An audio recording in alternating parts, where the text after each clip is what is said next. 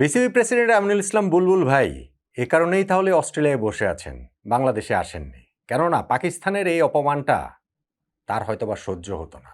পাকিস্তান অতিথি, যেন তেন অতিথি নয়। বুলবুল ভাইয়ের কথায় তারা বিশ্বকাপ খেলেছে, বিশ্বকাপে ভারতের বিপক্ষে ম্যাচ খেলেছে, এইরকম অতিথি। ফলে নিজ দেশের সম্মানের চেয়ে অতিথির অসম্মানটা তার কাছে বোধহয় বড় হয়ে উঠেছে। এটা আমরা বিশ্বকাপের সময় দেখেছি যে বাংলাদেশ যে ওয়ার্ল্ড কাপে খেলতে পারছে না, সেই কষ্ট তার যতটা, তার চেয়ে বেশি আনন্দ পাকিস্তানকে যে ভারতের বিপক্ষে ম্যাচ খেলতে তিনি রাজি করেছেন সেই জায়গাটাতে। ওই কারণে আমি বলছি যে নিজ দেশের সম্মানের চেয়ে অতিথি পাকিস্তানের এই অপমানটা তিনি হয়তো নিতে পারবেন না। বুঝতে পেরেছিলেন যে এই দল পাকিস্তান পাঠাচ্ছে, তাতে করে বাংলাদেশের বিপক্ষে ওদের কোনো চান্স নেই। এর চেয়ে বুলবুল ভাই ভেবেছেন যে আমি অস্ট্রেলিয়াতেই বসে থাকি, তিনি অস্ট্রেলিয়ায় বসে আছেন। সেটা যাই হোক, বুলবুল ভাই করুন, বিসিবি করুন, পিসিবি করুন। আমাদের মেহেদী হাসান মিরাজদের যে দল, ওয়ানডে দল, তারা একটা নতুন সাইকেলই আমরা বলতে পারি শুরু করেছে। এবং সেই ক্ষেত্রে ২০২৭ ওয়ানডে বিশ্বকাপ খেলার জন্য এই সিরিজটা কতটা গুরুত্বপূর্ণ আমরা এ নিয়ে অনেক আলোচনা করেছি। এবং তাতে আমরা রাইট নোটেই শুরু করলাম। প্রথম ম্যাচটাতে পাকিস্তানকে ৮ উইকেটে বাংলাদেশ হারিয়ে দিল। একেবারে বিস্ফোরক জয়, বিধ্বংসী জয়। কতটা জানেন?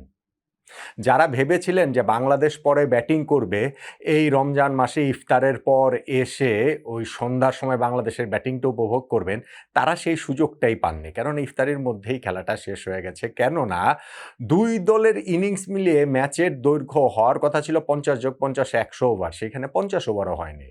পাকিস্তান ৩০.৪ ওভারে ১১৪ রান অল আউট, বাংলাদেশ ১৫.১ ওভারে সেই রান টপকে গিয়েছে। অর্থাৎ পাকিস্তান বাংলাদেশের ইনিংস মিলিয়ে ম্যাচের দৈর্ঘ্য ৪৫.৫ ওভার। এক ইনিংসের সমানও আসলে হয়নি। বাংলাদেশ এরকম ডমিনেট করেই পাকিস্তানের বিপক্ষে এই ম্যাচটা জিতলো, ৮ উইকেটে জিতলো এবং তাতে করে ৩ ম্যাচের সিরিজে ১-০ ব্যবধানে বাংলাদেশ এগিয়ে গেল। বাকি ২টা ম্যাচের একটা জিততে পারলে আমাদের সিরিজ জয় যেমন নিশ্চিত হবে, ঠিক তেমনিভাবে আইসিসি ওয়ানডে র্যাঙ্কিংয়ে ১০ থেকে ৯ নম্বরে ওঠাটাও নিশ্চিত হয়ে যাবে। প্রথম ম্যাচে এরকম জয়ের পর ওই সিরিজ জয়ের আশাটা তো একটা ন্যূনতম আশা। এইটা ম্যাচ সিরিজ শুরুর আগেও বলেছিলাম। কিন্তু এইরকম জয়ের পর তো এখন মনে হচ্ছে যে ৩-০ এর কম কোনো কিছু হলে সেটাই বরং বাংলাদেশের ব্যর্থতা। প্রথম ম্যাচে বাংলাদেশের পারফরম্যান্সটা আমাদেরকে এতটাই কনফিডেন্স দিচ্ছে। বাংলাদেশের যে এই বিস্ফোরক বিধ্বংসী জয়, সেইখানটাতে টার্নিং পয়েন্ট কোনটা তা নিয়েই তো এই আলোচনাটা। ব্যাটিংয়ে ভাই টার্নিং পয়েন্ট খোঁজার কিছু নেই। পাকিস্তান যখন ১১৪ রান করেছে, ম্যাচ সেইখানটাতেই শেষ। আমরা কত তাড়াতাড়ি জিতবো সেইটাই দেখার বিষয় ছিল এবং আমরা আক্ষরিক অর্থেই ৫০ ওভার্সের একটা ম্যাচকে, ইনিংসটাকে আমরা ২০ ওভার্সের ইনিংস ভেবে নিয়ে হয়তোবা ওই ইফতারির ব্যাপারটা মাথায় ছিল বলেই আমাদের ক্রিকেটাররা, ব্যাটসম্যানরা খেলেছেন এবং ১৫.১ ওভারেই আমরা ম্যাচটা জিতে গিয়েছি। সাইফ হাসান ৪ রান করে শুরুতে শাহিন শাহ আফ্রিদি বলে পয়েন্টে ক্যাচ দিয়ে আউট হয়েছেন, তাতে কিছুই হয়নি। কেননা তানজিদ হাসান তামিম, যিনি এই ম্যাচে একাদশে এসেছেন, একটু সারপ্রাইজিংলি সৌম্য সরকারকে বাদ দিয়ে তাকে একাদশে নেয়াটা, সৌম্য লাস্ট ২টা ইনিংসে, লাস্ট সিরিজটাতে ওয়েস্ট ইন্ডিজের বিপক্ষে ৪৫ এবং ৯১ রানের ২টা ইনিংস ছিল। সো সেইখানটাতে তানজিদ তামিম প্র্যাকটিস ম্যাচে তিনি খুব ভালো করেছেন, বিসিএল এ ভালো করেছেন, সেই কারণে তাকে নেওয়া হয়েছে এবং সেইটার জাস্টিফিকেশন তিনি করেছেন দুর্দান্ত একটা ইনিংস খেলে। সেকেন্ড উইকেট পার্টনারশিপে নাজমুল হোসেন শান্তর সঙ্গে ৬৭ বলে ৮২ রান যোগ করেন। তিনি নিজে হচ্ছে গিয়ে ৩২ বলে ৫০ করেছেন। তারপরে ৪২ বলে ৬৭ রানে নট আউট ছিলেন এবং তার মধ্যে ৫টা ছক্কা মেরেছেন এবং ৭টা ৪ মেরেছেন। অর্থাৎ ৫৮ রানে নিয়েছেন তিনি এই ৪ ছক্কা থেকে। বাকি ৯ রান শুধুমাত্র দৌড়ে নিয়েছেন তানজিদ তামিম।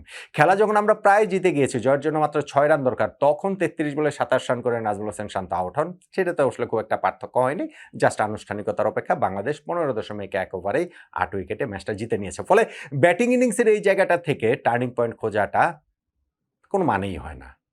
বোলিং ইনিংস, নাহিদ রানা, উফ! কি বোলিংটা করেছেন। ফাস্ট বোলিংয়ের যথার্থ প্রদর্শনী তিনি দেখিয়েছেন। মিরপুরের এই উইকেটটা তুলনামূলক লাইভলি ছিল, একটুখানি গ্রাসও ছিল, ক্যারিও ছিল। মানে আমরা লাস্ট সিরিজ ওয়েস্ট ইন্ডিজের বিপক্ষে যে দেড় উইকেটে খেলেছি, সেই তুলনায় এই উইকেটটা বেশ ভালো উইকেট ছিল এবং এখন থেকে ওয়ার্ল্ড কাপ পর্যন্ত আমরা যে এই জাতীয় উইকেটটাতেই খেলবো টাইম এন্ড এগেইন। পাকিস্তান ১১৪ রানে অল আউট হয়েছে বটে, কিন্তু আমি মনে করি যে যেই উইকেটটা ছিল সেটা এর চেয়ে অনেক ভালো উইকেট ছিল। নাহিদ রানার দুর্দান্ত বোলিংয়েরই কোনো জবাব আসলে পাকিস্তানের ব্যাটসম্যানদের সামনে ছিল না।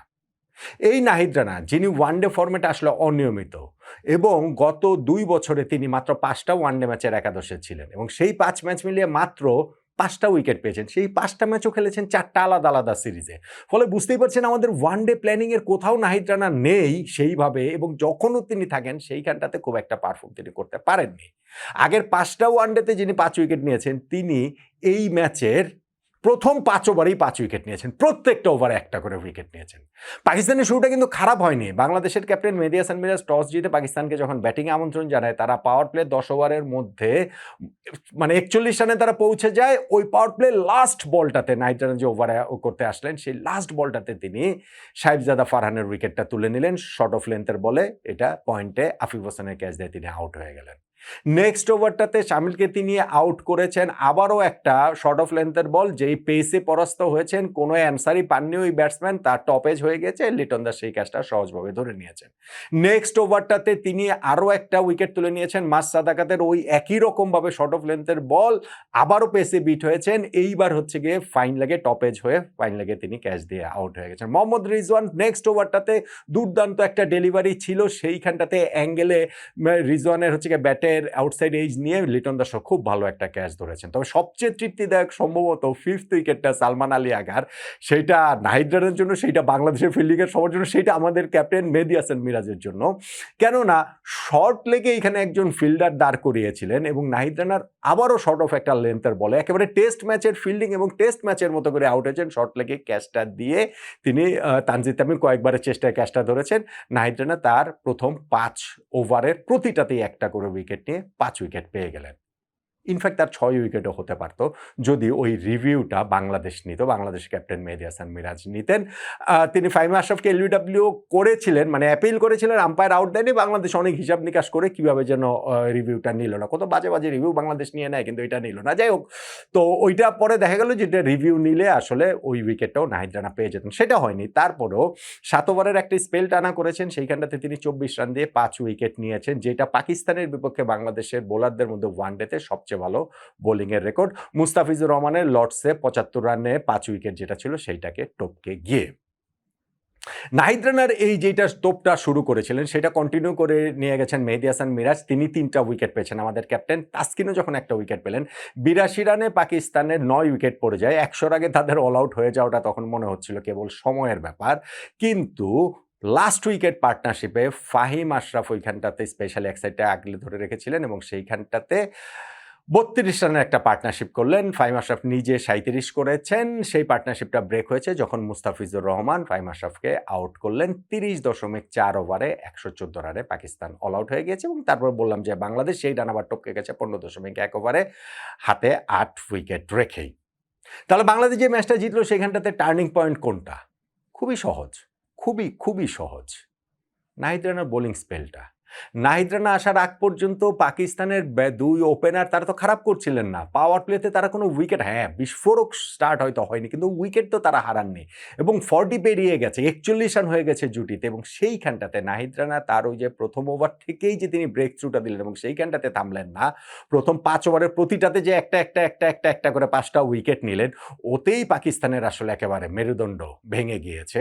তারপরেই আসলে নিশ্চিত হয়ে গেছে যে মিরপুরের শেরেবাংলা স্টেডিয়ামের এই উইকেটে হয়তো বা যেইটা 230 রান 40 রান হতে পারতো এরকম উইকেটে, সেইটা তারা এর ধারে কাছেও যেতে পারবে না। আর ফাইনালি গিয়ে তো মনে হচ্ছে যে 100টা তারা টপকেছে সেইটাই বেশি, যদিও 114 রান যে করেছে সেটা বাংলাদেশের বিপক্ষে পাকিস্তানের সবচেয়ে লোয়েস্ট স্কোর। এর আগে লোয়েস্ট ছিল 1999 বিশ্বকাপের বাংলাদেশের নর্দাম্পটনের সেই মহাকাব্যিক জয়ে 161 রান পাকিস্তান করেছিল, তার চেয়ে অনেক কম পাকিস্তান করলো 114। তারপরও তারা ভাবতে পারে যে অনেক বেশি করেছি, যে 100-র মধ্যে তো আর অল আউট হয়নি। ফলে বাংলাদেশের এই সিরিজে 1-0 ব্যবধানে এগিয়ে যাওয়া 8 উইকেটে জয়ের এই ম্যাচটাতে টার্নিং পয়েন্ট আমার কাছে নাহিদ রানার স্পেলটাই, তার প্রথম 5 ওভারের প্রতিটাতে একটা করে উইকেট নিয়ে 5 উইকেট নেওয়াটা। এর বাইরে অন্য কোনো কিছুর কথা আপনি কি বলবেন? বলুন তো।